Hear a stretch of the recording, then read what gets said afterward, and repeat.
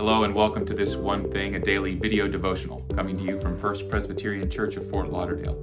And together we'll be looking at one text and choosing one thing for you to consider. And we hope that you find this a thought-provoking, encouraging part of your day. Today is September 11th. It's a day that represents something within our generation, much like November 22nd, 1963 meant something like December 7th, 1941 meant something. It's those days when people who were living say, I remember where I was when. And I remember where I was on September 11th of 2001. I can see it. I was in college, and the only reason I was awake early that morning is I'd had a pool session for a scuba diving class that I was taking, and I was just getting home to the fraternity house. It was a little bit before 9 a.m. And I was walking down the hallway, down the second floor, east hallway, and I walked by Jeff Vanderquast's room. His door was open, and he said, "Nick, have you seen this?" And I looked in his room, and on his television there was a shot of the North Tower with smoke billowing out of it. And it was the first of the two towers to have been hit. And at that point, a number of the news outlets, or at least the news outlet that we were watching, was reporting that they thought the tower had been struck by a small passenger plane. And we were soon to find out that wasn't the case. And I walked 2 doors down to my own room and woke up my roommate, and we watched together in disbelief as the second plane hit. It's still unbelievable. Nearly 3,000 people lost their lives on that day. It's at moments like this when we're confronted with the existence of such malice, of such evil, that we must ask the question, or many of us are confronted at least with the question, where is God? And our scripture today from the book of John, I think, is appropriate for a couple of reasons. And first, because within this passage, we read this verse that Jesus wept.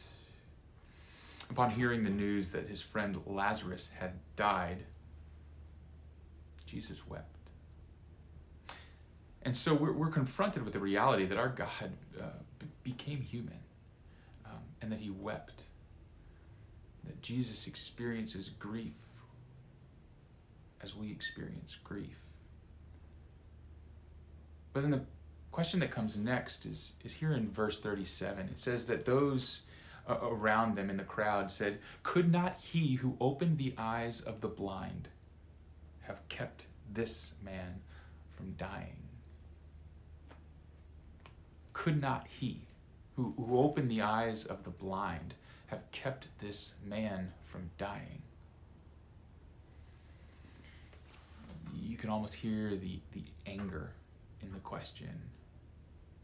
And I think if we're honest, on days like September 11th, or on days like December 7th, or on the day you receive the cancer diagnosis, or on the day he or she walks out on the relationship, or maybe it's just another day when you are confronted with the reality that there are things in this world that just aren't the way they should be.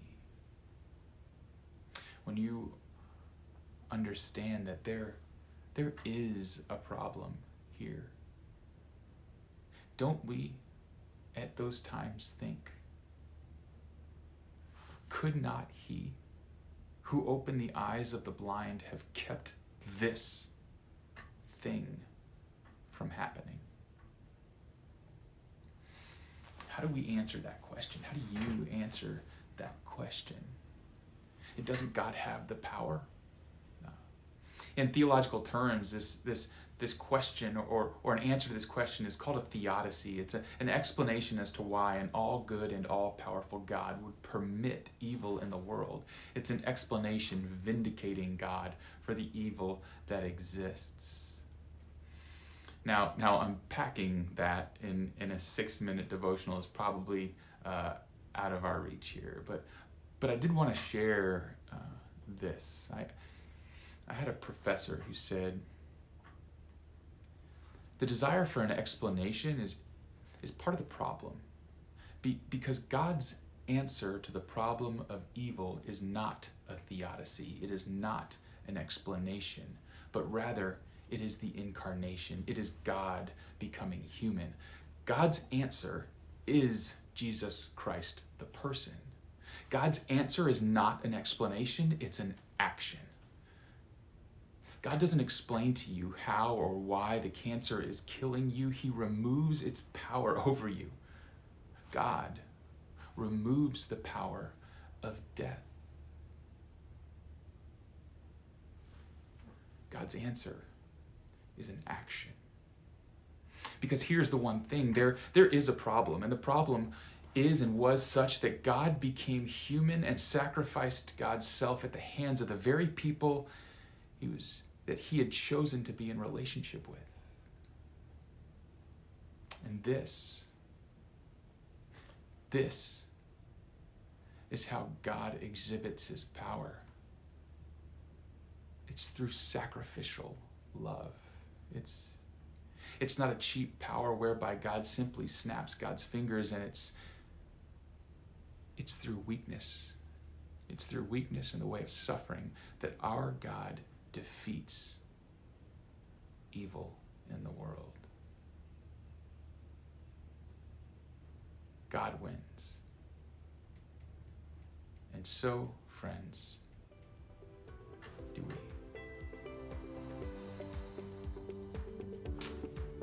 We hope that you're going to be able to join us this Saturday if you're here in the South Florida area. It's Saturday Night Drive right here on our First Pres campus. We hope to see you in worship on Sunday. You have a great weekend. Be safe. Be well. And we'll see you on Monday.